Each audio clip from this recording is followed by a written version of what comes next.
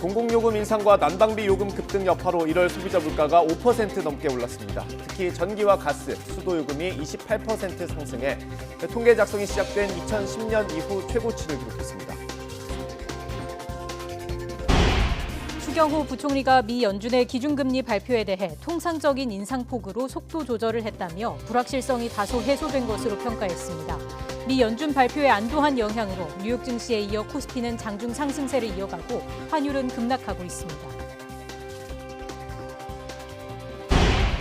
자녀 입시 비리와 감찰 무마 등의 혐의로 재판에 넘겨진 조국 전 법무부 장관에 대한 1심 선고가 내일 오후 내려집니다. 검찰은 징역 5년을 재판부에 요청했고 조 전 장관은 검찰의 의심과 추측일 뿐이라며 혐의를 부인하고 있어서 법원 판단에 관심이 쏠립니다. 어제 충남 공주의 한 농협에 흉기를 든 은행 강도가 침입해 수천만 원을 빼앗아 달아나다 붙잡혔습니다. 오토바이를 타고 도망치는 범인을 끈질기게 따라붙은 농협 직원과 시민들 덕분입니다. CCTV 화면에 잡힌 당시 긴박했던 순간 자세히 알아봅니다. 뉴스앤이슈 2부 시작하겠습니다. 미국의 중앙은행인 연방준비제도가 올해 첫 연방공개시장위원회를 열고 기준금리를 0.25%포인트 올렸습니다. 연준은 현지 시각 1일 FOMC 정례회의를 마친 뒤 성명을 내고 기준금리를 0.25%포인트 인상한다고 밝혔습니다. 이에 따라 미국의 기준금리 상단은 현행 4.5%에서 4.75%로 높아져 지난 2007년 10월 이후 15년여 만에 가장 높은 금리를 기록하게 됐습니다. 예상했던 수준의 낮은 인상폭이긴 하지만 그래도 미국의 기준금리는 말씀드린 것처럼 16년 만에 가장 높은 수준입니다. 결국 금리 인상 추세가 언제쯤 꺾일지가 관심인데 제롬 파월 미 연준 의장은 금리 인상이 두어 차례 더 필요하다면서도 최근 물가가 잡히고 있다는 점을 처음으로 시사했습니다. 파월 의장의 발언 직접 들어보겠습니다. We can now say, I think, for the first time, that the disinflationary process has started. We can see that, and we see it really in goods prices so far. Goods prices is a big sector. I would say that our focus is not on short-term moves, but on sustained changes to broader financial conditions.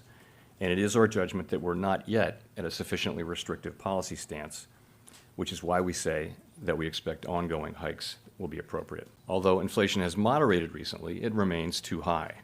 So we've raised rates 4.5 percentage points, and we're talking about a couple of more rate hikes to get to that level we think is appropriately restrictive. 파월 의장이 물가 상승세 둔화를 언급한 배경이 뭔지 어떤 영향을 미칠지 관심입니다. 경제 전문가의 분석 들어보겠습니다. 물가 상승이 좀 완화되고 있다라는 그런 메시지를 던졌다라고 보시면 될 것 같고요. 이게 처음 나온 겁니다. 사실 흔히 말하는 물가 상승이 시작된 이후에 물가 상승이 잡히고 있다는 말은 처음 나왔기 때문에 시장에서는 굉장히 긍정적으로 어떻게 보면 해석하고 있는 상황이다라고 아마 보시면 될 것 같습니다. 그러니까 말씀드린 때 지표 자체가 소비자 물가지수, 생산자 물가지수, 아까 뭐 개인 소비 지수라고 소비 물가지수라고 쓰는 PCE 지수 같은 것들이 결국 다 하강하고 있는 상황이고 예측에 부합하거나 예측보다 조금 어떻게 보면은 더 긍정적으로 주고 있는 상황이기 때문에 이런 것이 일단 반영됐다라고 보시면 될 것 같고요. 그다음에 오늘 노동 지표가 좀 발표가 됐는데 1월달 일자리 창출이 예상보다는 적었다라고 보고 있거든요. 뭐 19만 개 정도 일자리가 늘어날 것이다, 그러니까 구인이 늘어날 것이라 생각했는데 한 10만 정도로 예측보다는 줄면서 어떻게 보면 그런 것도 영향을 미치지 않았을까라고 평가를 하고 있습니다. 전반적으로 지표들이 우리가 연준에서 예측하고 혹은 시장에서 예측하고 그다음에 실적 발표들 역시 뭐 그렇게 썩 좋지는 않은 상황들이 연출이 되면서 결국은 기대대로 가고 있다라는 흐름이 좀 형성이 되고 있는 것 같습니다. 이런 가운데 뉴욕 증시는 일제히 상승했습니다. 나스닥 지수는 231.77포인트, 2% 급등한 11,816.32의 거래를 마쳤습니다. S&P 500 지수는 42.61포인트, 1.05% 오른 4,119.21에 다우 지수는 6.92포인트, 0.02% 오른 34,092.96에 각각 장을 마감했습니다. 연준 파월 의장이 회의를 마친 이후 통화정책 변경 전까지 금리 인상 횟수와 관련한 기자들의 질문에 두어 번이라는 표현을 사용해 통화정책 기조 변경을 시사한 것으로 풀이되면서 일제히 상승했습니다. 우리 경제에는 어떤 영향을 미칠지 정부도 주목하고 있습니다. 추경호 부총리는 금융시장 불확실성이 다소 해소됐다고 평가했습니다. 아침 회의에서 나온 내용 들어보시겠습니다. 했던 연준이 통상적인 금리 인상폭으로 속도를 조절한 것으로 평가됩니다. 물가 상승 둔화 과정이 이미 시작되었다고 언급함에 따라 시장은 근본 FOMC 결과로 불확실성이 다소 해소된 것으로 해석하며 금일 새벽 국제금융시장은 안정적인 모습을 보였습니다. 연내 금리 인하 가능성 등 향후 금리 경로에 대한 연준과 시장과의 인식차가 당분간 지속될 경우 향후 국제금융시장의 변동성 확대 요인으로 작용할 수 있는 만큼 우리 경제금융팀은 긴밀한 공조하에 시장 모니터링을 강화하고 한국은행도 시장의 예상에 부합하는 정도라고 평가했습니다. 한국은행은 이승헌 부총재 주재로 시장 상황 점검 회의를 열어 이번 연방공개시장위원회 FOMC 회의 결과를 이같이 분석했습니다. 한국은행은 정책 결정문에 지속적 금리 인상이라는 문구가 유지됐지만 제롬 파월 의장 발언이 완화적이라는 평가가 나오면서 시장 금리는 하락하고 주가는 상승했다고 설명했습니다. 1월 소비자 물가가 5% 넘게 오르며 3개월 만에 상승폭이 확대됐습니다. 1월 소비자 물가 지수는 110.11로 1년 전 같은 달보다 5.2% 올랐습니다. 소비자 물가는 지난해 11월과 12월 두 달 연속으로 5%를 기록한 이후 3개월 만에 오름폭이 다시 커졌습니다. 통계청은 1월 물가가 전월보다 상승폭이 확대된 데는 전기료가 상승한 영향이 컸다며 전기와 수도, 가스의 전체 물가 기여도가 전기료 상승의 영향으로 전달보다 0.17%포인트 상승했다고 설명했습니다. 이번 달에 받게 되는 전기요금 청구서는 4인 가구 기준으로 지난해 같은 기간보다 11,000원 정도 오를 걸로 예상됩니다. 이는 전기요금이 지난해 3차례와 올해 1월 합쳐 1kW당 32.4원 인상된 데 따른 겁니다.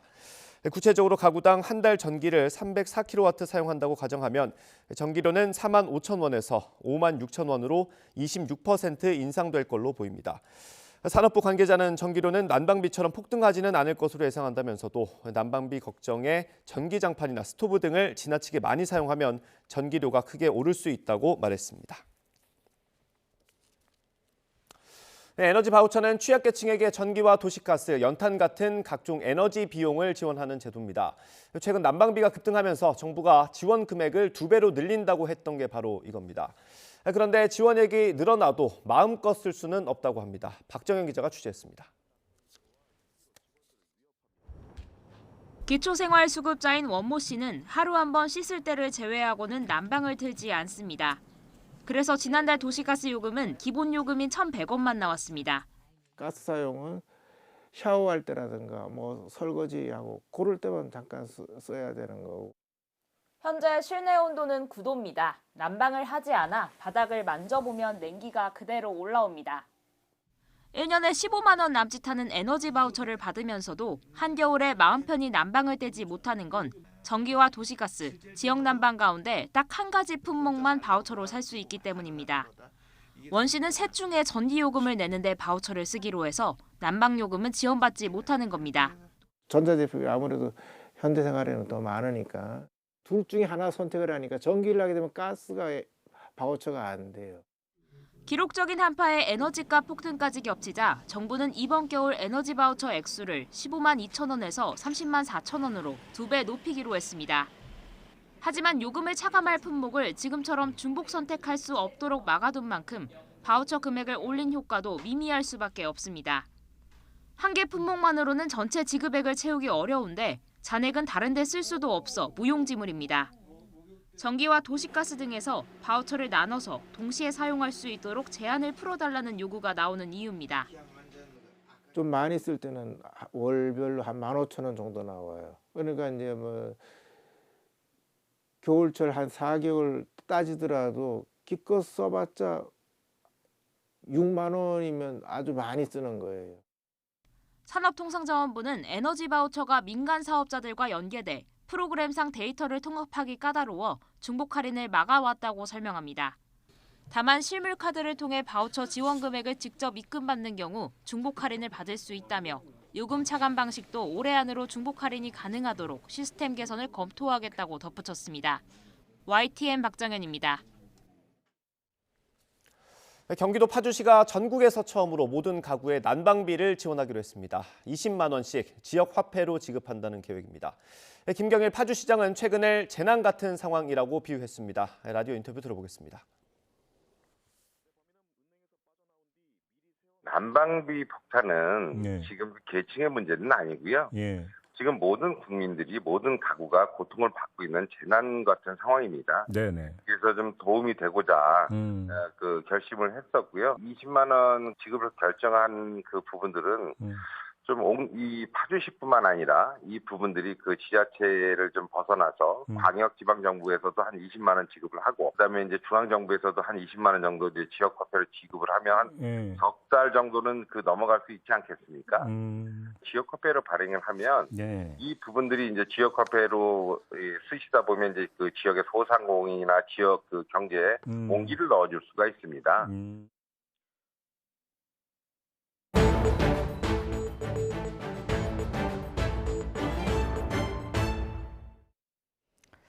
어제 충남 공주의 한 농협에 흉기를 든 은행 강도가 침입해서 수천만 원을 빼앗아 달아났습니다.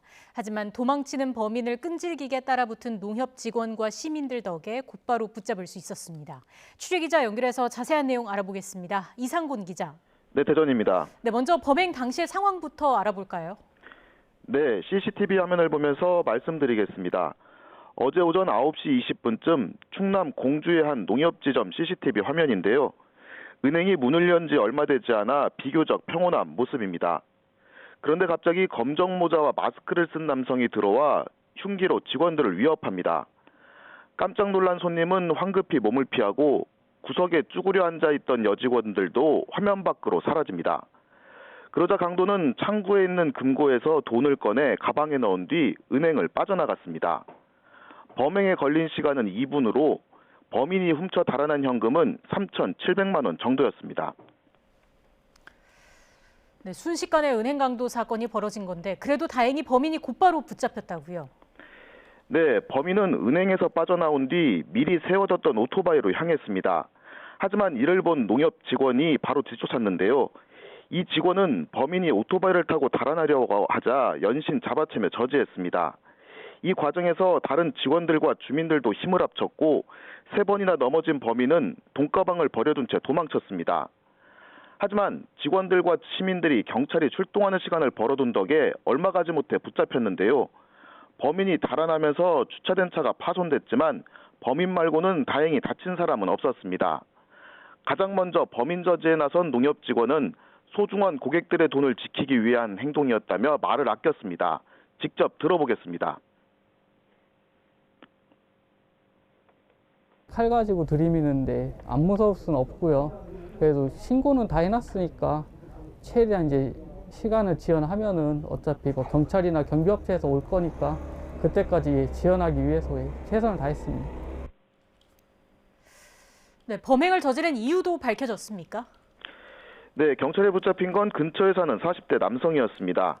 이 남성은 경찰 조사에서 도박빚 2억 4천만 원을 갚기 위해 범행했다고 진술한 것으로 전해졌습니다. 오토바이를 훔친 뒤 사흘 전부터 주변을 돌아다니며 범행을 계획했던 것으로 조사됐습니다. 경찰은 특수강도와 절도 등의 혐의로 A씨에 대한 구속영장을 신청했는데요. 법원에서 오늘 구속 전 피의자 신문이 진행될 예정입니다. 범인 검거에 결정적인 역할을 한 직원과 시민들에게는 경찰이 감사장을 수여하는 것을 검토하고 있습니다. 지금까지 대전에서 YTN 이상곤입니다.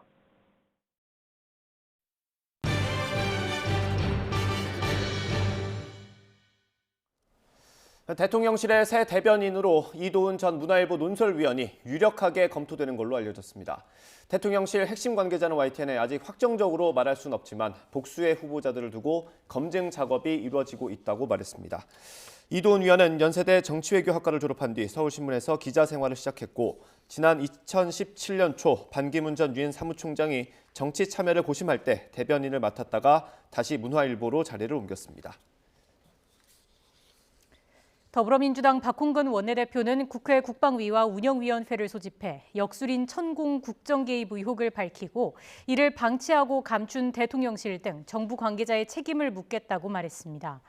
박 원내대표는 한 언론 보도를 인용해 지난해 3월 천공과 대통령실 인수위원회 관계자 그리고 한 의원이 용산 한남동 육군참모총장 공관과 서울 사무소를 사전 답사했다고 전했습니다. 이어 안보 리스크를 가중하고 서울 시민의 교통 불편을 초래하고 천문학적 혈세를 낭비하면서까지 무리하게 대통령실과 관저를 이전한 배경에는 역술인 천공이 있었다는 방증이라고 주장했습니다. 민주당이 밤새 국회에서 농성하고 토론회도 열었습니다. 김건희 여사 특검과 이상민 행정안전부 장관 파면을 촉구하는 자리였습니다. 강경파 의원들이 모인 철험회가 주축이었는데 현장에 갔던 의원들은 이런 이야기를 남겼습니다. 어젯밤 현장으로 가보겠습니다. 정권 잡아 수사 뭉개나 김건희 특검 수용하라. 수용하라. 수용하라. 수용하라.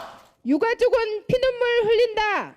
이상민을 파면하라. 파면하라. 파면하라. 파면하라. 저도 야당 의원 바꿔바로 왔습니다. 이런 게 야당의 모습이라고 저는 생각을 합니다. 지도부는 지도부대로 또 우리 평의원들은 평의원대로 우리는 좀 거칠 광야로 나가야 됩니다.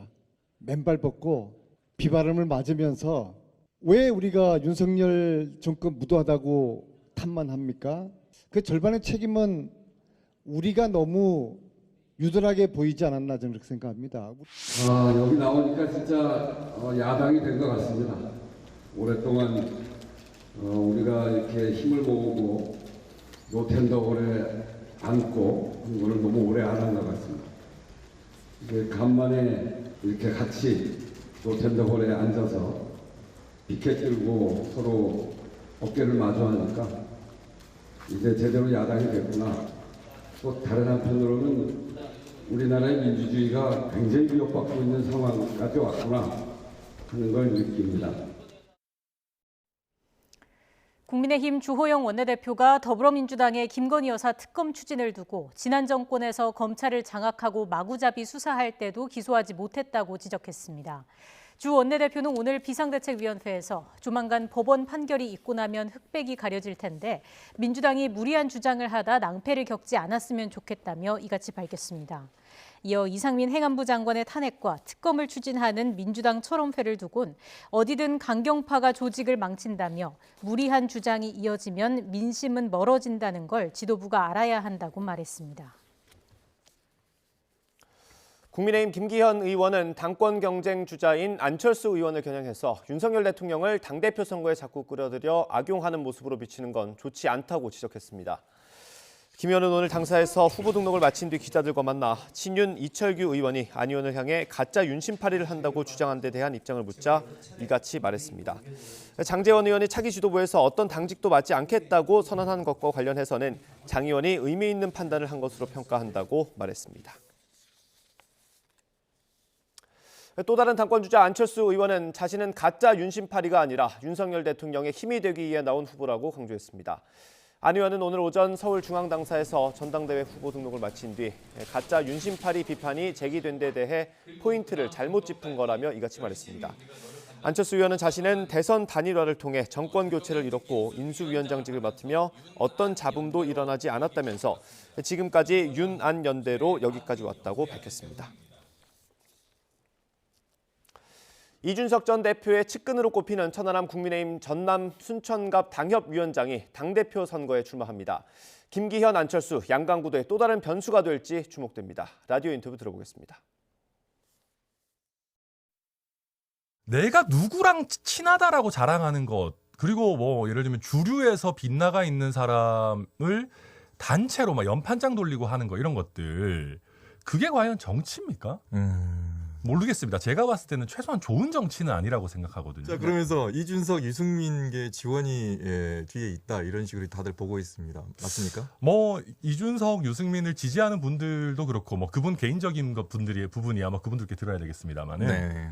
아무래도 제가 이제 약간의 조금 더 개혁 성향이 있고 또 저희 당의 변화와 뭐랄까요 미래 지향성 같은 부분들 공유하고 있기 때문에 지지해 주시는 부분들이 있다고 보고요. 저는 이번 선거에 있어서 제 사소한 어찌 보면 목표라면은 이준석계를 넘어서서 저는 이준석과 대등한 또는 이준석 이상의 인물이 되는 것, 그냥 천하람 그 자체가 독립적으로 서는 정신이 되는 것을 목표로 하고 있고요.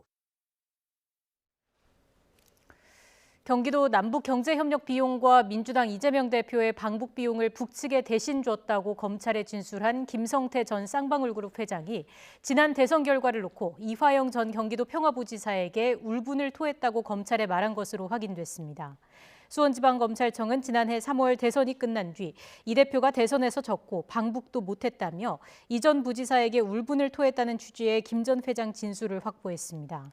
김 전 회장은 자신이 실망감을 드러내자 이 전 부지사가 자신 앞에서 이 대표와 통화했고 이 대표가 국회의원이나 당대표가 되면 쌍방울이 억울한 일은 없을 거라 전했다고 덧붙였습니다. 검찰이 산정한 대장동 일당의 범죄 수익 총액은 7,800억여 원입니다. 그에 반해 성남시는 1,800억여 원만 배당받으며 결과적으로 막대한 손해를 봤고 이에 대한 최종 책임은 당시 성남시장이었던 민주당 이재명 대표에게 있다는 것이 검찰의 판단입니다. 반면 이 대표는 단군 이래 최대인 5,503억 원을 공익 환수했다고 반박하고 있습니다. 왜 차이가 나는 건지 임성호 기자가 짚어봤습니다. 지난달 유동규, 김만배 등 대장동 일당 5명을 이해충돌방지법 위반으로 추가 기소하면서 검찰이 잡은 대장동 범죄 수익은 7,886억 원입니다. 민간업자들의 택지 분양 수익 4천억 원과 아파트 분양 수익 3,600억 원, 화천대유의 자산관리 위탁 수수료 140억 원 등을 합한 액수입니다. 이처럼 민간업자들의 이익이 극대화된 것은 당시 성남시장이던 이재명 대표가 이들에게 용적률 상향과 임대 비율 하향, 건설사 배제 등 각종 특혜를 줬기 때문이라는 게 검찰의 판단입니다. 이 대표는 지난 1차 조사 때 서면 진술을 통해 유동규 전 기획본부장에게 책임을 돌렸습니다. 유 전 본부장이 민간업자들과 결탁했는지 몰랐고 이들에게 비밀 정보를 흘려줬다는 보고도 받은 적도 없었다는 겁니다. 검찰과 이 대표의 견해차는 성남시 환수액 부분에서 가장 두드러집니다. 검찰은 초과이익 환수 조항 삭제를 이 대표가 승인해 공사엔 1,800억 원만 돌아가게 함으로써 결과적으로 공사에 막대한 손해를 끼쳤다고 봅니다. 특히 대장동 1공단 분리개발과 서판교 터널 늦장 고시 등 민간업자들에게 특혜를 주는 조치도 이 대표가 보고받고 결재했다고 적시했습니다.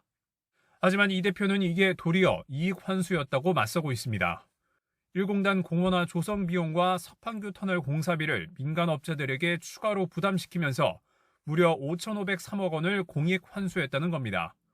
그리고 추후에 저희가 추가 부담을 1,120억을 더 시켰기 때문에 우리 몫이 5,503억이 됐고 민간 사업자 예정 수익은 1,800억 정도여서 약 70% 넘게 공적으로 환수한 겁니다. 하지만 검찰은 1공단 공원 조성비는 민간업자들의 부담을 대장동 수익으로 보전한 거고 서판교 터널 등 기반시설 조성도 사업 비용에 불과하다고 보고 있습니다. 본류인 특혜 배임 말고도 뒷돈 혐의를 두고도 양측은 공방을 벌이고 있습니다.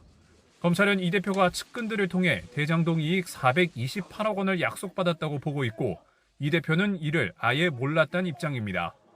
검찰은 곧 있을 2차 조사에서 이 대표를 상대로 지분 약속 혐의를 집중적으로 캐물을 방침인데 이 대표는 1차 조사 때와 마찬가지로 서면 진술로 가름할 것으로 전망됩니다. YTN 임성호입니다. 세월호 참사 특별조사위원회 활동을 방해한 혐의로 재판에 넘겨진 박근혜 정부 청와대 고위 인사들이 1심에서 모두 무죄를 선고받았습니다. 검찰이 제출한 증거만으로는 이들이 직권을 남용했다고 인정할 수 없고 특조위 위원장의 권한도 추상적이라 법으로 보호할 수 없다는 게 재판부의 판단입니다. 보도에 홍민기 기자입니다. 세월호 참사 이후 진상규명과 피해자 지원 등을 위해 출범한 세월호 특별조사위원회. 하지만 핵심 실무자인 진상규명국장도 끝내 임명하지 못한 채 1년 반이라는 활동기간도 채우지 못하고 막을 내렸습니다. 이후 특조위는 박근혜 정부 당시 청와대 고위직 인사들이 조직적으로 활동을 방해한 사실을 확인했다며 검찰에 수사를 의뢰했습니다. 청와대 관계자와 정부 여러 부처 관계자들이 포괄적으로 관여된 박근혜 정권 차원의 전방위적이고 체계적인 국가적인 범죄 행위였음을 확신하게 되었습니다. 이후 검찰 세월호 특별수사단은 재작년 이병기 전 대통령 비서실장과 현기환 전 정무수석, 안종범 전 경제수석을 비롯해 모두 9명을 재판에 넘겼습니다.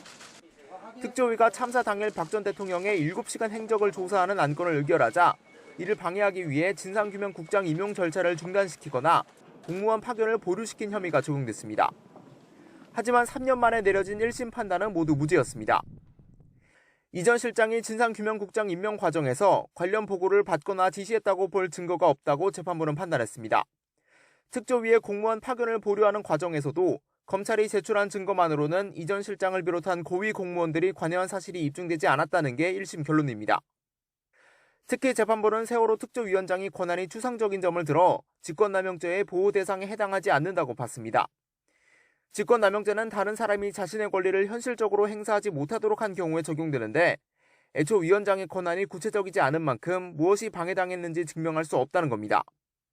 재판 내내 혐의를 부인했던 이 전 실장은 판결 직후 유족들을 위로한다는 짧은 입장만 밝혔고 다른 인사들은 아무 말 없이 법정을 떠났습니다.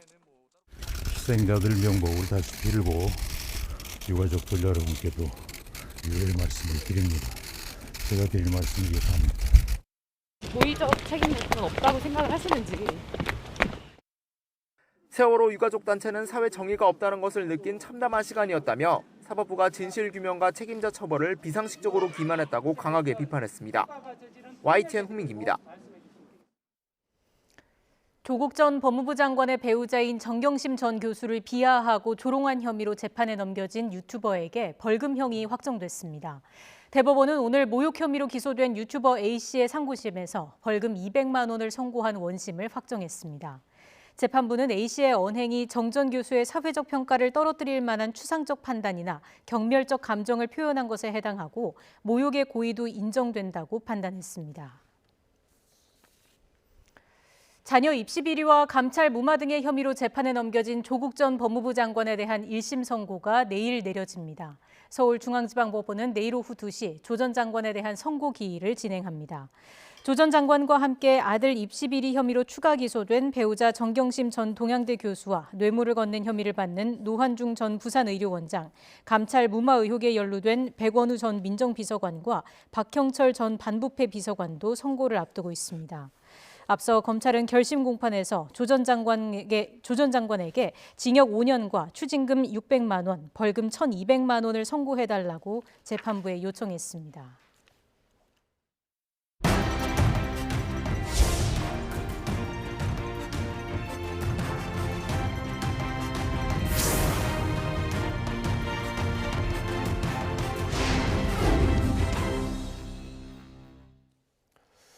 전세 사기 피해자가 확산하자 정부가 매매가의 100%까지 전세금 반환 보증하던 것을 90%까지로 축소하기로 했습니다.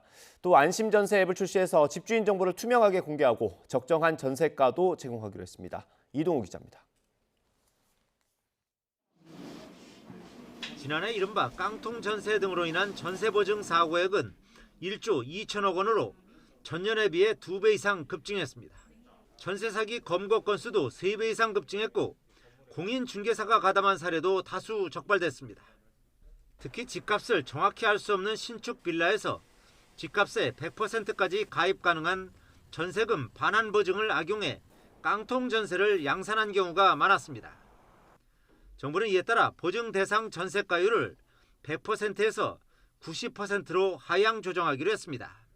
우선 보증 대상 전세가율을 현행 100%에서 90%로 하향 조정하고 시세 부풀리기를 차단하는 등 전세 보증금 반환 보증 제도를 튼튼하게 보완하여 전세 보증금을 활용한 무자본 갭 투자를 근절하겠습니다. 다만 이미 계약을 체결한 임차인 보호를 위해 유예 기간을 부여합니다. 가격 등 전세 관련 중요 정보를 투명하게 하는 방안도 마련했습니다. 안심전세 앱을 출시해 신축 빌라 등의 시세와 보증금 미반환 전력이 있는 악성 임대인 명단, 집주인의 세금 체납 이력 등 전세 사기 위험 사전 진단을 위한 각종 정보를 제공합니다. 또 빌라 등 전세 계약과 관련한 정보를 입력하면 정확한 시세와 전세가율 등은 물론 적정한 전세 가격까지 제시합니다. 발품을 팔아야 했던 여러 기관의 여러 문서들에 대해서도 앱 속에서 클릭 하나로 모두 해결할 수 있도록 제공을 하겠습니다. 전세 사기 피해자의 저리대출 보증금 요건을 2억에서 3억 원으로 상향하고 가구당 대출액도 1억 6천에서 2억 4천만 원으로 높입니다. 수도권 공공임대 500호 이상을 추가 확보해 피해자들이 신속하게 입주하도록 할 방침입니다. 전세 사기에도 불구하고 대항력 유지 등을 위해 기존 집에 거주해야 하는 임차인에 대해서도 1, 2% 저리 대출로 대환할 수 있도록 합니다. YTN 이동우입니다. 정부가 전세 사기 범죄에 엄정 대응하는 한편 피해 예방을 위한 주택임대차보호법 개정에 속도를 낼 전망입니다. 법무부는 오늘 정부 서울청사에서 추경호 부총리 겸 기획재정부 장관 주재를 올린 제4차 부동산 관계장관 회의에서 이같이 밝혔습니다. 법무부는 임대인뿐 아니라 전세 사기 배후 세력, 사기에 가담한 공인중개사와 분양 대행업자 등까지 철저히 수사하고 대규모 피해가 일어나면 검찰이 직접 수사하는 방안을 검토하기로 했습니다. 경찰이 작년 7월 경찰청에 전세 사기 전담 수사본부를 설치한 뒤 지금까지 전국에서 1,941명을 검거했고 이 가운데 168명을 구속했다고 밝혔습니다. 경찰청은 지난 6개월 동안 전세 사기 특별 단속을 벌인 결과 모두 618건을 적발했다고 설명했습니다. 이 가운데 전국에서 집 6,100여 채를 사들인 뒤 무자본 갭 투자를 해온 6개 조직이 포함됐습니다. 경찰은 약 350여 명으로 구성된 이들 조직이 상환 능력도 없으면서 빌라 수백 채를 갖고 있던 이른바 빌라왕들의 배후로 보인다고 밝혔습니다. 불경기 속에 이자 부담이 커지면서 개인 사업자의 대출 연체율이 조금씩 높아지는 걸로 나타났습니다. 정부는 현재 코로나19 피해 소상공인에게만 제공하고 있는 저금리 대환 프로그램의 지원 대상을 모든 개인 사업자로 확대하고 한도도 2배 늘리기로 했습니다. 강희경 기자입니다. 서울 상도동에서 코인 노래방을 운영하고 있는 이재희 씨는 줄어든 매출만큼이나 무서운 게 바로 대출금리입니다. 코로나19 초기 한 달에 100만 원가량이었던 대출이자가 최근엔 2배까지 불어난 겁니다. 실내 마스크 해제 등으로 상황이 조금 나아지긴 했지만 공공요금 인상까지 맞물려 사업을 이어나가기가 여전히 버겁습니다. 인건비나 전기료 이런 부분들도 어려운 상황에서 생존과 직결된 금리가 너무 가파르게 올라서 지금 되게 어려운 상황이고요. 이처럼 소상공인과 자영업자를 중심으로 금리 부담이 커지면서 대출 건전성에도 경고등이 들어왔습니다. 대표적으로 시중은행 대출 연체율이 조금씩 꿈틀거리고 있습니다. 특히 개인 사업자 대출 연체율 평균은 지난해 9월 0.18%에서 12월 0.24%로 0.06%포인트 올랐습니다. 불경기 속 고금리가 길어지면서 버티지 못하는 사람이 점차 늘어나는 것으로 보입니다. 이자까지 안 냈을 때의 부담을 알고 있었던 거였습니다. 근데 이제는 그거조차도 내기가 너무나도 버거운 상황에 도달했다. 금융당국은 대책 마련의 속도를 높이고 있습니다. 우선 저금리 대환 프로그램 적용 대상을 기존 코로나19 피해 소상공인 자영업자에서 모든 소상공인 자영업자로 확대하고 지원 한도도 2배로 늘리기로 했습니다. 연 7% 이상 고금리 대출을 저금리로 바꿔주는 프로그램입니다. 지난해 9월 말부터 올해 1월 말까지 7,300건, 2,700억 원이 전환됐습니다. 코로나19 피해자에서 모든 자영업자로 확대를 하고 이용 한도 상향 등 이용 편의를 제고함으로써 제도의 실효성을 높여나가겠습니다. 금융위는 또 코로나19 피해 소상공인에 대해서는 가계 신용대출도 일정 한도 내에서 저금리로 갈아탈 수 있도록 할 계획입니다. 금리가 여전히 높은 수준이긴 하지만 이번 대책으로 궁지에 내몰린 자영업자들의 숨통이 조금이나마 트일 수 있을지 주목됩니다. YTN 강희경입니다.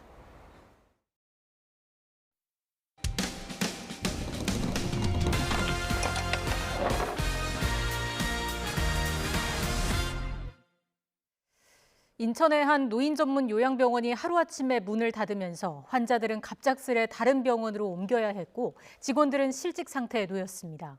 병원 폐업과 관련해서 밟아야 할 법적 절차도 제대로 지키지 않았지만 지도 감독해야 할 담당 구청은 사실상 손을 놓고 있습니다. 제보는 Y 윤성훈 기자가 취재했습니다.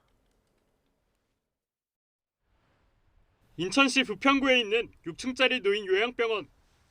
한방 치료를 전문으로 하며 인공 신장센터까지 갖췄습니다. 이곳은 120여 명의 환자들이 입원해 있던 병원입니다. 현재는 불이 꺼진 채 문이 굳게 잠겨 있습니다. 지난달 30일 병원장이 돌연 폐업을 통보했기 때문입니다. 이에 환자 100여 명은 바로 다음 날 부랴부랴 다른 병원으로 옮겨야 했고 그 다음 날엔 남은 환자들도 모두 나가야 했습니다. 보호자들은 분통을 터뜨립니다. 당황하죠. 아무래도 가까운 데서 이렇게 모시다가 또 믿고 맡겼었는데 이제 기간을 주고 그런 것도 아니고 그냥 갑자기 옮겨라. 그냥 일방 통보하니까. 거기 있는 환자들이나 가족들이나 직원들이나 다 하루아침에 와거든요. 생명을 중시해야 될 의료기관마저 이런 식으로 이게 된다면 갑작스레 실직자가 된 직원들과 납품 대금을 받지 못한 업체 관계자도 충격에 빠졌습니다.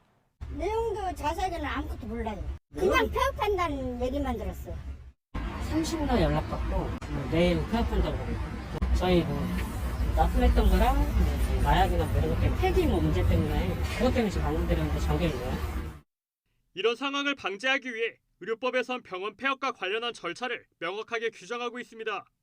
의료기관 개설자가 폐업하려면 폐업 신고 예정일 30일 전까지 환자 또는 그 보호자에게 알리도록 하고 있습니다. 그러나 해당 병원은 이런 기간을 갖지 않고 실질적으로 폐업해버린 겁니다. 지도 감독해야 할 인천 부평구청은 폐업 신고가 정식으로 들어오지 않았다며 아무런 조치도 하지 않고 있습니다. 폐업 신고가 들어오지 않은 만큼 조치할 수 있는 법적 근거가 명확하지 않다는 이유를 내세웠습니다.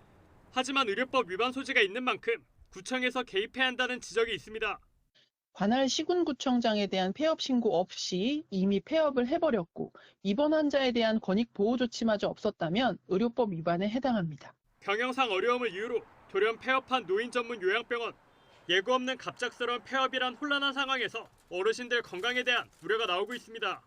YTN 윤성훈입니다. 어제 오후 서울 공덕동 주택가를 지나던 승용차가 갑자기 근처 건물로 돌진해 운전자와 행인 등 2명이 숨졌습니다. 건조한 날씨에 전국 곳곳에서 산불도 잇따랐습니다. 보도에 나혜인 기자입니다. 좁은 골목길을 에워싼 소방 통제선 사이로 승용차가 심하게 부서졌습니다. 어제 오후 4시쯤 서울 공덕동 주택가 이면도로를 지나던 제네시스 승용차가 돌연 근처 자동차 대리점으로 돌진했습니다. 이 사고로 60대 운전자와 주변을 지나던 80대 행인이 크게 다쳐 병원으로 옮겨졌지만 끝내 숨졌습니다. 건물하고 이제 전봇대로 부딪힌 걸로만 보이거든요. 뭘 먼저 부딪혔다 그것까지는 모르겠고. 경찰은 근처 CCTV와 차량 블랙박스 영상 등을 바탕으로 차량이 갑자기 가속한 점에 비춰 급발진 사고 가능성도 염두에 두고 있습니다. 어젯밤 9시 40분쯤 경부고속도로 신탄진 나들목 근처에선 술 마시고 운전대를 잡은 50대 A씨의 승용차가 앞서가던 경찰을 들이받고 뒤집혔습니다. 이 사고로 경차 운전자가 다쳐 병원 치료를 받았고 옆 차로를 달리던 5톤 화물차도 2차 사고로 적재함이 파손됐습니다. 어제 저녁 7시 40분쯤엔 울산시 울주군 야산에서 불이 나 산림 2,000제곱미터를 태우고 1시간여 만에 꺼졌습니다. 밤 10시 반쯤엔 경북 울진군 기성면에서도 산불이 나 한때 주민들에게 대피 문자가 발송됐습니다. 또 어제 낮 경남 함안군에서 난 산불은 오후 4시쯤 꺼졌다가 다시 발화해 밤 9시 반이 돼서야 임야 15,000제곱미터를 태우고 완전히 꺼졌습니다. 다행히 모두 인명피해는 없었는데 산림청은 최근 건조한 날씨가 이어져 작은 불씨도 대형 산불로 번질 수 있다며 주의를 당부했습니다. YTN 나힌입니다. 5명이 숨진 제2경인고속도로 방음터널 화재 직후 전수조사에 나섰던 정부가 안전 강화 대책을 발표했습니다. 국토교통부는 오늘 전국 방음터널 170개 가운데 가연성 재질인 PMMA, 즉 폴리메타크릴산 메틸 소재를 사용한 58곳에 대해 다른 재질로 바꾸라고 지시했습니다. 또 전국에 있는 방음벽 12,000여 개 중 14%인 1,700여 개도 PMMA 소재를 썼다면서 각 도로관리청이 위험성을 판단해 교체하라고 했습니다. 우리 군이 조만간 이른바 괴물 미사일로도 불리는 현무5의 시험 발사에 나설 전망입니다. 탄두 중량만 8에서 9톤 정도로 세계 최대 수준입니다. 이걸 한꺼번에 여러 발을 쏘면 가공할 위력을 낼 수 있다고 합니다. 한현희 기자가 보도합니다. 군이 지난해 국군의 날 기념식에서 처음으로 공개한 미사일입니다. 여기에는 세계 최대의 탄도 중량을 자랑하는 고위력 현무 탄도 미사일도 포함되어 있습니다. 고위력 현무 미사일로 지칭된 이 미사일은 현무5라는 이름이 붙여진 것으로 알려졌는데 탄도 중량이 8톤이 넘어 괴물 미사일로도 불립니다. 비행거리는 최소 300km 이상, 하강 속도는 마하 10으로 지하 100m까지 뚫고 들어갈 수 있는 것으로 알려졌습니다. 여러 발을 동시에 발사하면 핵에 버금가는 위력을 가진 걸로 평가되는데 핵전력을 보유하지 않은 우리 군이 가진 가장 강력한 무기 체계로 꼽힙니다. 하강할 때 운동 에너지가 워낙 크기 때문에 지하에 있는 북한의 핵시설뿐만 아니라 미사일 기지까지도 충분히 무력화시킬 것으로 보여집니다. 국방과학연구소 ADD가 조만간 안흥 시험장에서 이 미사일을 시험 발사할 전망입니다. 3일과 4일 안흥 시험장 부근부터 서해 서남방 방향으로 약 300km 이상 거리 해역까지 미사일 시험을 위한 항행 경보가 발령됐습니다. 군은 현무5 발사 소식이 전해지자 시험 발사를 하지 않는다고 밝혔지만 조만간 정상 발사에 나서며 성능을 검증할 것으로 관측됩니다. YTN 한현입니다. 미국 백악관은 영내에서의 우리의 연합훈련이 북한에 대한 도발이 된다는 생각을 거부한다고 밝혔습니다. 로이터 통신에 따르면 백악관 국가안보회의 대변인은 현지 시각 1일 우리는 북한에 대해 적대적인 의도가 없으며 양국과 영내 폭넓은 우려 사안을 다루기 위해 진지하고 지속적인 외교를 추구하고 있다는 점을 분명히 해왔다고 강조했습니다. 대변인은 이어 북한 무기 프로그램 제한을 목적으로 하는 유엔 안보리 결의를 완전하게 이행하기 위해 동맹국들과 협력할 거라며 대북 제재 이행을 위한 국제적 공조를 언급했습니다. 통일부는 오늘 새벽 북한이 한미 국방장관 회담 논의에 반발해 초강력 대응을 거론한 것과 관련해 대화에 나올 것을 거듭 촉구했습니다. 통일부 당국자는 북한이 위협과 도발이 아닌 대화와 협력을 선택해야 하며 우리가 제안한 담대한 구상에 호응함으로써 비핵, 평화, 번영의 한반도를 만들어가기 위한 대화의 길에 동참할 것을 촉구한다고 밝혔습니다. 또 북한 외무성이 조건부로 대화를 언급한 데 대한 평가를 해달라는 질문엔 실제로 북한의 의미 있는 행동이 뒷받침될 필요가 있다고 지적했습니다. 우크라이나 동부 도네츠크주 크라마토르스크의 한 아파트에 러시아가 쏜 것으로 추정되는 미사일이 떨어져서 최소 3명이 숨지고 20여 명이 다쳤다고 로이터 통신이 보도했습니다. 보도에 따르면 현지 경찰은 밤 9시 45분쯤 러시아의 이스칸데르 미사일이 아파트 단지에 떨어져 한 동이 완전히 무너지고 여러 채가 부서졌다고 밝혔습니다. 파블로 키릴렌코 지역 주지사는 무너진 아파트 건물과 함께 구조대원들의 구조 모습을 촬영한 동영상을 공개했습니다.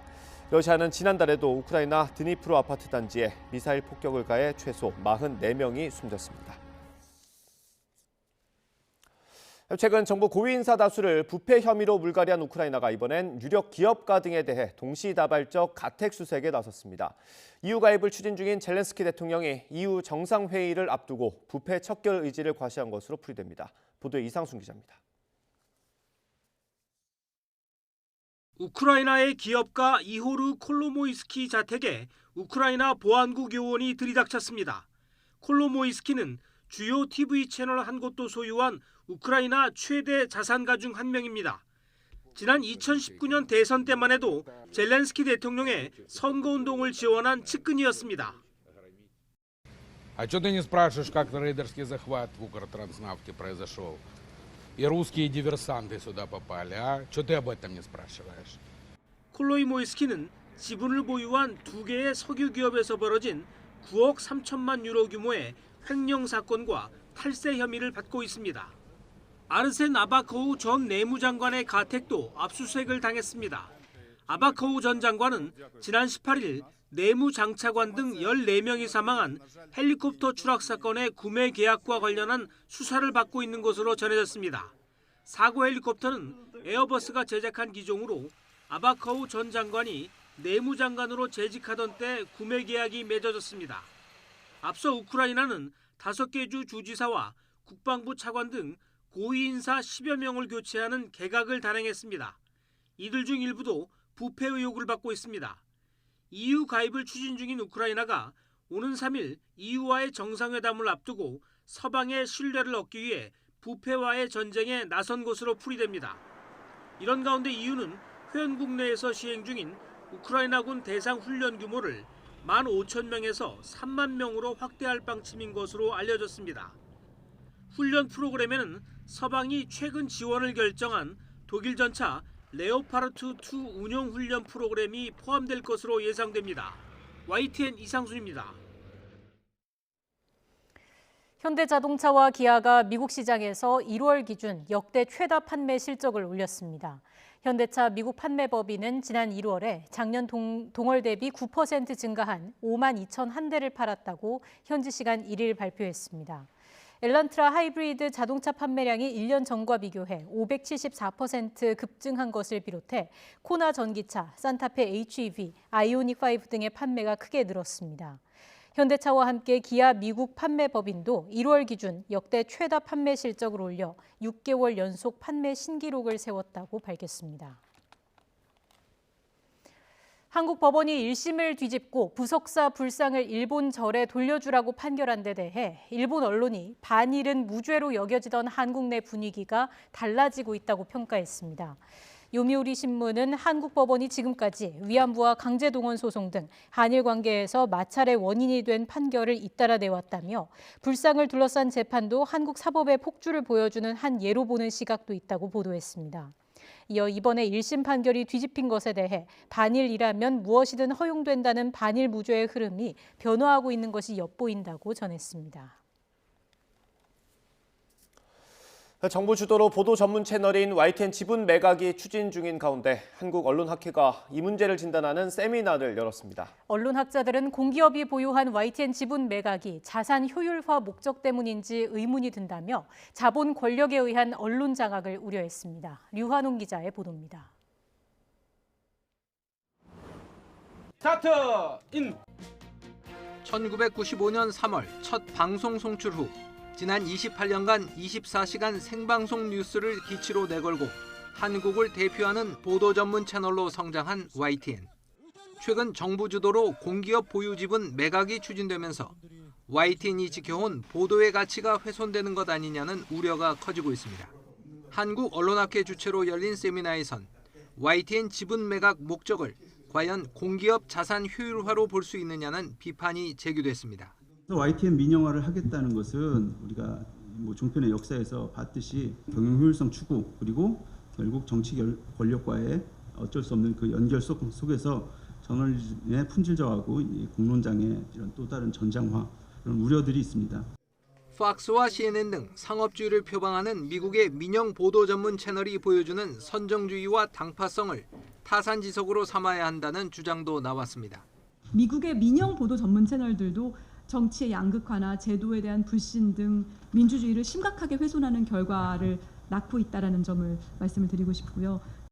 시장의 압박과 정치 세력의 압박 때문에 당파적으로 흘러갈 수밖에 없다면은 그렇지 않은 그 언론이 하나라도 더 있는 것이 민영화보다는 공영방송의 독립성과 자율성을 강화하는 쪽에 정부가 더 노력을 기울여야 한다는 고언도 있었습니다. YTN 보도는 매운맛이 없는 게 맛인 것 같습니다. 문제는 매운맛의 특징은 그 매운맛을 선호하는 사람에게는 좋을지 모르지만 그렇지 않은 사람에게는 그다지 큰 호의적인 평가를 받기가 어려울 것 같습니다.